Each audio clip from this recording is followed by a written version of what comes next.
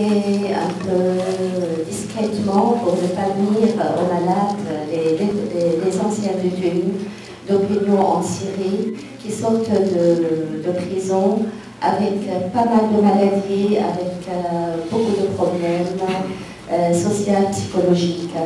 Bon, Revivre continue à travailler, mais pour l'instant, elle participe à d'autres actions pour informer le public français de tout ce qui se passe en Syrie.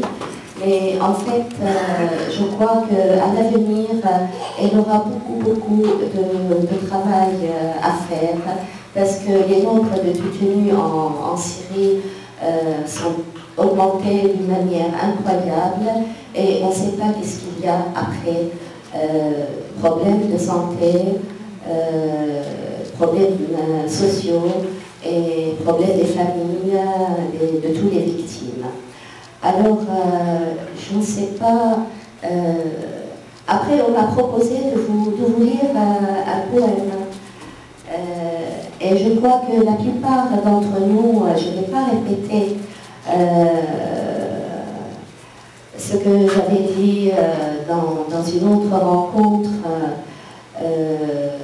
l'histoire de la révolution syrienne, qui est admirablement, qui continue admirablement avec la détermination héroïque de ce peuple, et vous la connaissez tous, alors je crois que je vais passer à un poème que j'ai écrit récemment, ça fait un mois à peu près.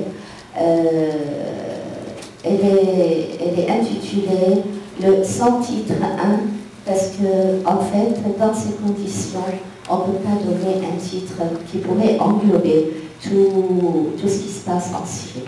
C'est un français. J'ai un autre poème en arabe, je ne sais pas, plus ancien aussi. J'avais lu Aïd el-Jala.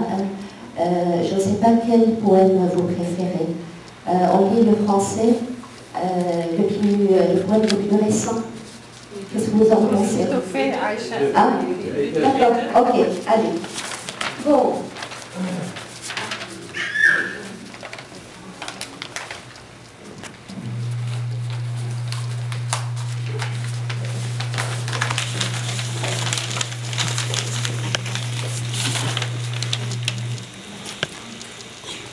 Un bouquet de flammes ouvre la voie au printemps nomade et le nom rencontre. L'étincelle traverse les distances de quelques jours-lumière, réveille l'artère sismique dans le ventre de notre terre.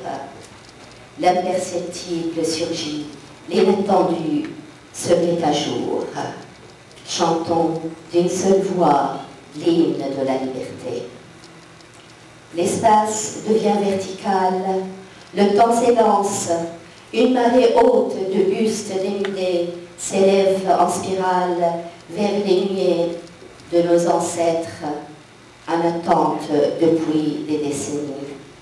Les deux eaux se rencontrent dans l'alambic commun, alchimie de nobles éléments, le lait lunaire, la poudre d'un passé supplicié, les berceaux pour des saisons à venir, des racines en convalescence et le souffle d'une vieille souffrance. Que notre corps soit dans la matrice.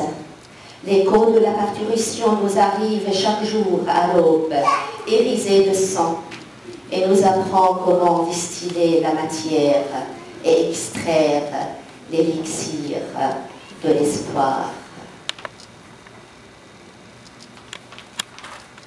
Sous tes yeux, une pâte de chair tuméfiée reprend vie et rencontre dans un silence divin son atroce calvaire. Le berceau de la rose mauve devient cercueil ombragé de seuls pleureurs, image de l'horreur acharnée sous l'égide des bouffons de sa majesté noirceur. Chauve-souris névrose, vampire tout court, pyromane soumise à l'impulsion dévastatrice, esclave de l'épouvante, et vipères empaillées de lugubres fantasmes. Le rejeton de l'ocre noir, pris par la crise d'un syncope en rage. Liberté, quelle sottise! Dans quelle grotte au trésor l'ont-ils découverte, qu'on s'empare d'elle pour agir à notre guise, qu'on verrouille les portes, qu'on les coupe du monde et qu'on les coupe sans pitié un par un, quartier par quartier, qu'on évite de creuser des fosses communes pour de nouveaux charniers, qu'on largue leur corps dans la mer et qu'on baisse le rideau de fer sur la Seine. La marée basse déclenche les nerfs des vagues et les attire vers l'abîme. La sauvagerie légendaire prélude l'anamorphose, argument livide, ennemi armé jusqu'aux dents, esprit poussé par les forces sataniques, espion infiltré, etc.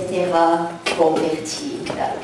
Ainsi, Sa Majesté pense-t-elle nous réduire en trou noir?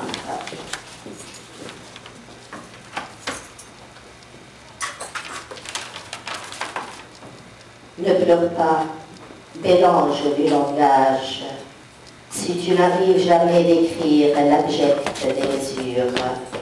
Ne pleure pas, l'étincelle de l'espoir continue son chemin, l'œil discret qui couronne les bras nous invite chaque jour à l'indescriptible parturition.